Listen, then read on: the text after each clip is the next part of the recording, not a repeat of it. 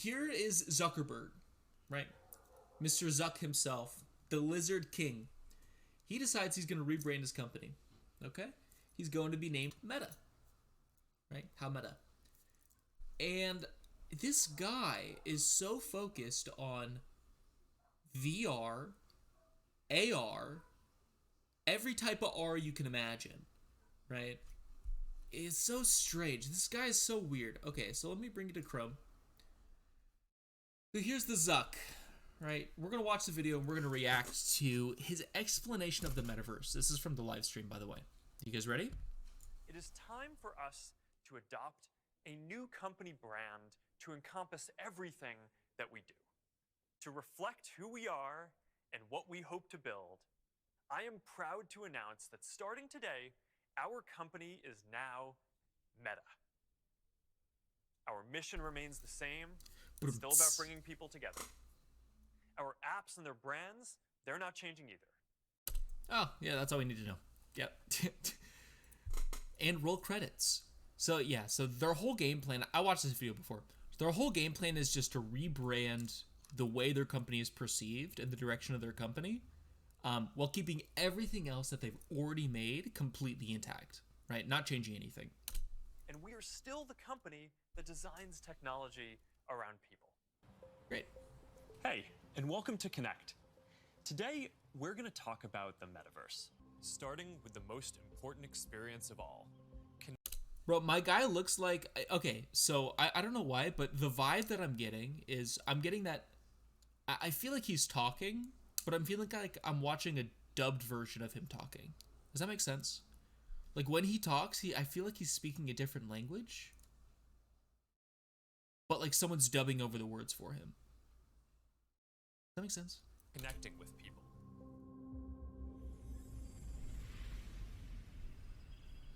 I'm blue.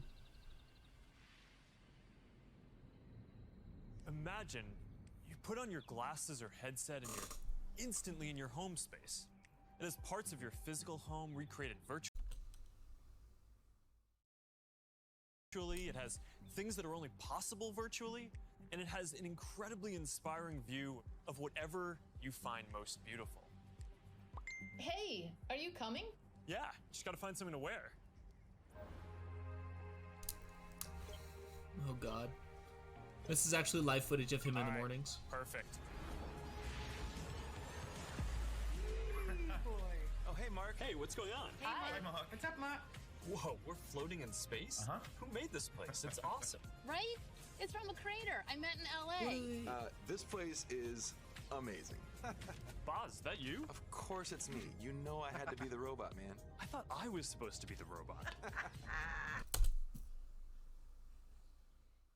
You see? Meta jokes at the Meta company. Whoa. I knew you were bluffing. Hey, wait. Where is Naomi? Let's call her. Naomi. Hey, should we deal you in? Sorry, I'm running late, but you've got to see what we're checking out. There's an artist going around Soho hiding AR pieces for people to find. 3D street art? That's cool. Send that link over so we can all look at it. This is stunning. Okay, that is something. That's awesome. I love the movement. Wait, it's disappearing. This is amazing. Hold on, I'll tip the artist and they'll extend it. Wow. Brilliant. Now, that I actually do like. I think that's really interesting. I think most art is like beautiful because it's either fragile or it's fleeting. I feel like there's something about art that goes away after a while. It's like there's a difference between art that is made in the moment, like music or live music, and art that is like a staple that stays. Right? So most visual art, like paintings or like graffiti, that like stay. Graffiti not so much because they get taken down. But yeah, music is something that is like ethereal and it's fragile and it goes away. But that's cool. It's having like 3D art that will go away after a little bit and you can tip the artist to see it. I think that's really unique. I think it may not be like perfect, but it's unique and it's new. So how cool. Privacy and safety need to be built into the metaverse from day one. You'll get to decide when you want to be with other people, when you want to block someone from appearing in your space, or when you want to take a break and teleport to a private bubble to be alone. Have any of you seen Black Mirror, by the way?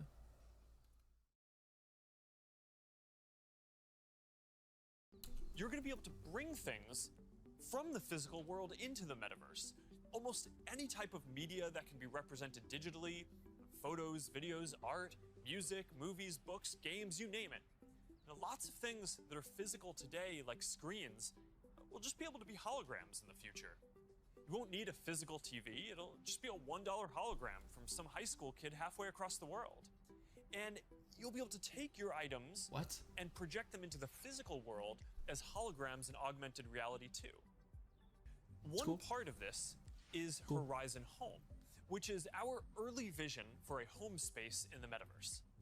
Horizon Home is the first thing that you'll see when you put on your Quest headset.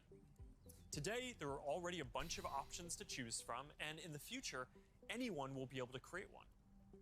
We've just called it home until now because it's been missing something very important: people. Soon, we're going to be introducing a social version of home, where you can invite your friends to join you as avatars. You'll be able to hang out, watch videos together, and jump into apps together.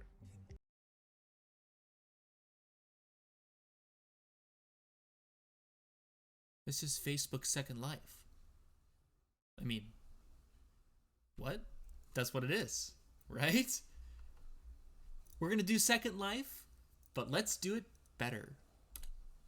Then there is Horizon Worlds, which is where you can build worlds and jump into them with people.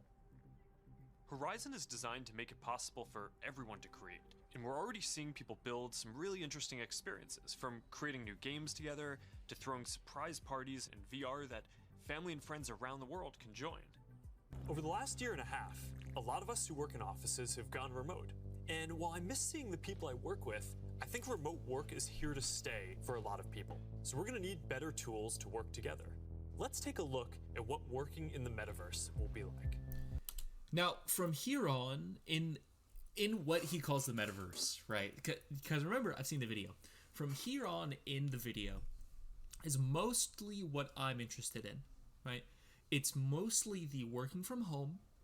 It's the augmented reality, and how from what I believe, the internet and these type of internet spaces are going to affect office and work life.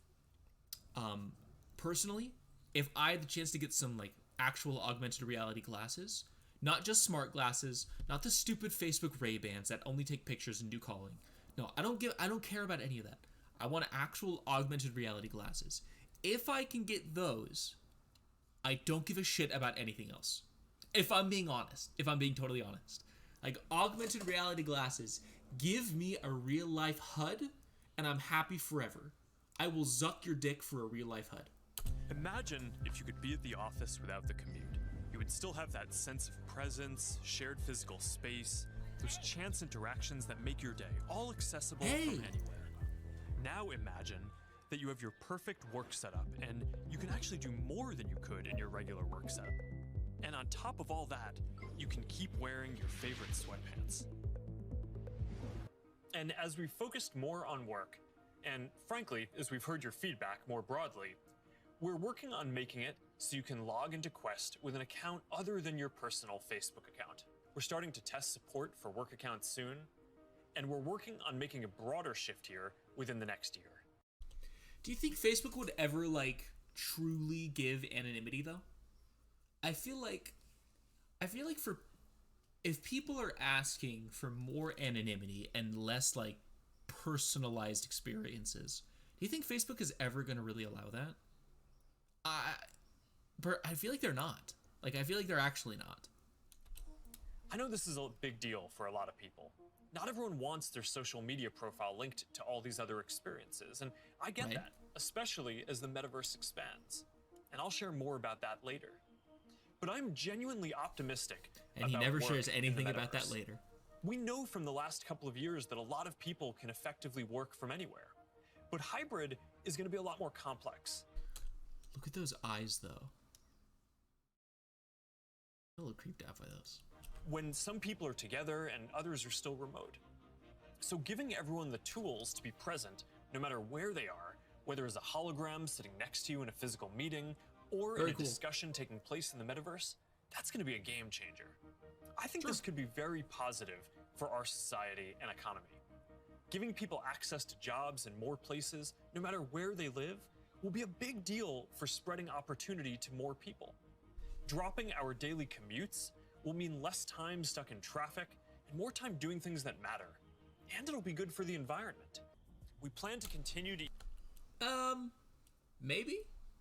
I mean, the amount of oil and electricity, the amount of electricity needed to power things like this, and the amount of oil used to and gas used to produce that electricity, I don't know if that exactly outweighs the benefits of just driving to work, you know? I guess you're still using the electricity at work, but either subsidize our devices fuck do or I sell know? them at cost to make them available to more people. We'll continue supporting sideloading and linking to PCs so consumers and developers have choice, rather than forcing them to use the Quest store to find apps or reach customers. And we'll aim to offer developer and creator services with low fees in as many cases as possible, so we can maximize the overall creator economy, while recognizing that to keep investing in this future, we'll need to keep some fees higher for some period to make sure that we don't lose too much money on this program overall. After all, while a growing number of developers are already profitable, we expect to invest many billions of dollars for years to come before the metaverse reaches scale. Today, we're introducing the Presence platform, which is a Makes sense. broad range of machine perception and AI capabilities that empower developers to build mixed reality experiences on Quest 2. Now, you want to tell us more about the Presence platform? You know, we've said before that realistic presence is the key to feeling connected in the metaverse. And the Presence platform's capabilities are what's going to deliver on that promise. Things like environmental understanding, content placement and persistence, voice interaction, standardized hand interactions. In fact, let's... So hold on. He's talking about artificial intelligence being able to look at a space and then map the space instantly. Is that right? So that, right, if I'm looking at like an augmented reality, or if I'm looking at like, if I'm walking around in some kind of virtual reality or augmented reality, right, the AI can actually see the space that I'm in and then map accordingly, right? So if I have like, this is what I think he's saying. I have a pen here. I put the pen on a desk, right? And if I create a virtual pen, I should be able to put that same kind of pen on my desk. You know what I'm saying? That's what I feel like he's going for. Or that's what at least I think he's saying. start with hands. I mean, the human hand is an engineering marvel, and bringing hands into VR was no easy feat. It required a lot of collaboration against product, design, research, but we continue to improve that product, finding new ways to navigate with gestures and interact with VR. So today, we're introducing the Interaction SDK, a library of modular components that will make it easy to add hand interactions to your apps. That's pretty exciting. But next year, we are releasing a new product that will push the boundaries of VR even further. We've codenamed it Project Cambria. So this isn't the next Quest. It's going to be compatible with Quest, but Cambria will be a completely new, advanced, and high-end product, and it'll be at the higher end of the price spectrum too. Our plan here is to keep building out this product line to release our most advanced technology before we can hit the price points that we target with Quest. All right, so let's talk about some of the new advances here.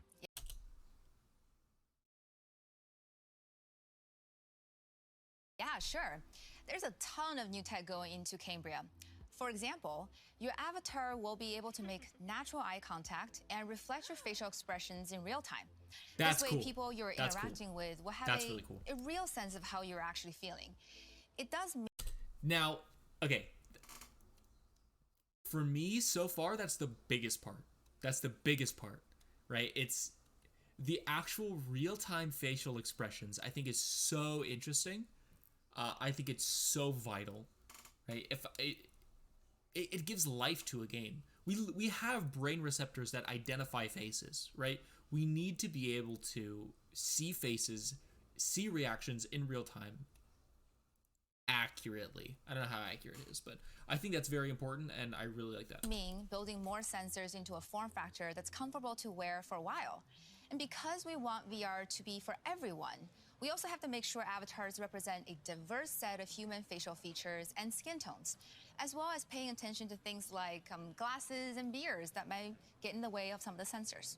So The that's world going is to be a what big you step make it. forward for social presence, and I'm really glad that we're focused on making it inclusive Can the VR metaverse see what I'm thinking now with my glasses? How about now, metaverse? from the start. Now, what about unlocking more mixed reality experiences?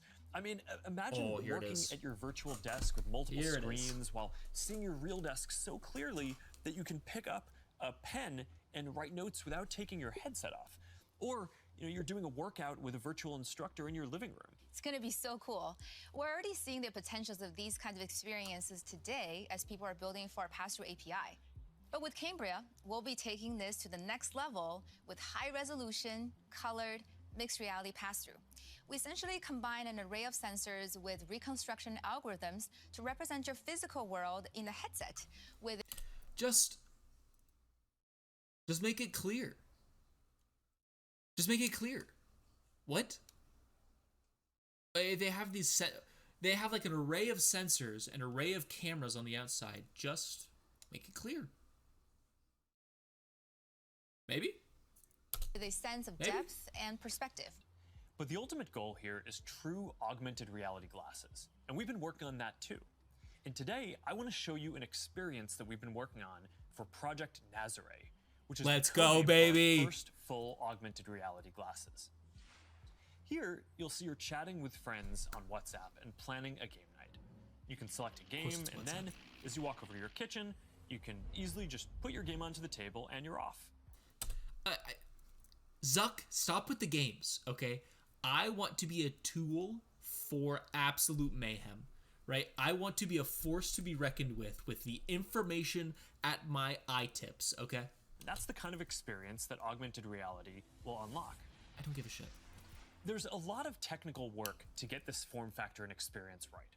We have to fit hologram displays, projectors, batteries, radios, custom silicon chips, cameras, speakers, sensors to map the world around you, and more into glasses that are about 5 millimeters thick. So we still have a ways to go with Nazare, but we are making do it, good Zach. progress. You can do it. I believe in you. Okay, so that's the full presentation. So here's my takeaway from it. Number one, just make the fucking virtual reality augmented reality. Okay, I understand you want to make things like nice. You want to have your own separate entity, right? Virtual reality, augmented reality. But when you're trying to make virtual reality so lifelike that you're using cameras to map reality to virtual reality, just make it clear. Just use glass. Look at me. I'm a Twitch streamer, okay? I'm streaming on Twitch. I know what I'm talking about, okay? You have scientists and programmers. I'm streaming them on Twitch, okay? We are not the same. Okay. But I don't know. I think it's really interesting. The direction they're going is like, oh, it's so flashy, it's so cool, it's so new. But in reality, everything else that they have isn't going to change. It's still Facebook, all right? Like, oh, welcome to our new projects. Everything else is remaining the same. Facebook, Instagram, all that bullshit. It's all the same. So it's not too big. It's not that big of a change, but it's enough that it, makes my dick hard for augmented reality. So we'll see. We'll see how it goes.